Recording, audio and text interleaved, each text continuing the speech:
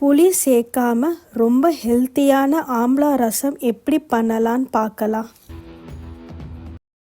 அதுக்கு 2 முழு நெல்லிக்காவை எடுத்துக்கிறேன். ஒரு மிக்ஸி ஜாரில் கட் பண்ண நெல்லிக்காவை சேர்த்துக்கிறேன். ஒரு பச்சை மிளகா, ஒரு மீடியம் சைஸ் தக்காளி கட் பண்ணி சேர்த்துக்கிறேன். கொஞ்சமாக மிளகு, கொஞ்சமாக சீரகம் எல்லாம் சேர்த்து ஒரு மிக்ஸி ஜாரில் அரைச்சிக்கலாம்.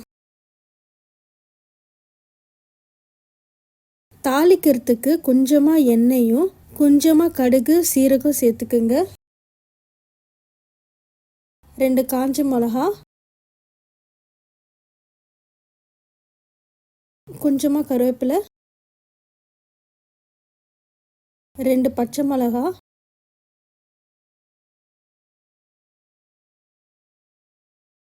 அரைச்சி வச்ச தக்காளி நெல்லிக்காய் பேஸ்ட்டை இதில் சேர்த்துக்கலாம். இடித்து வச்ச பூண்டு சேர்க்குறேன்.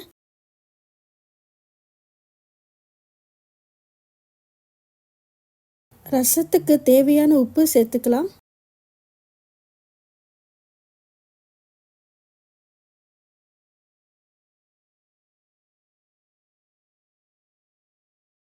கொஞ்சமாக மஞ்சள்தூள், கொஞ்சமாக பெருங்காயத்தூள்,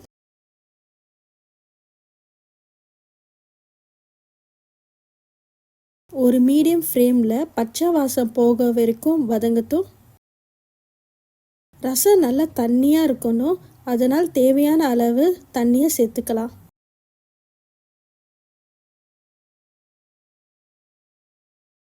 வேக வச்ச பருப்பை சேர்த்துக்கிறேன். இது ஆப்ஷனல் தான்.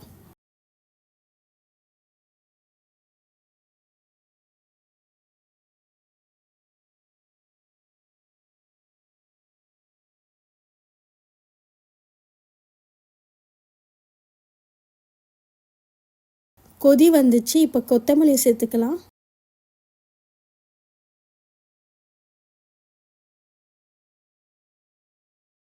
சூடான சாப்பாடில் ரசம் ஊற்றி சாப்பிடுங்க, சுவையாக இருக்கும்.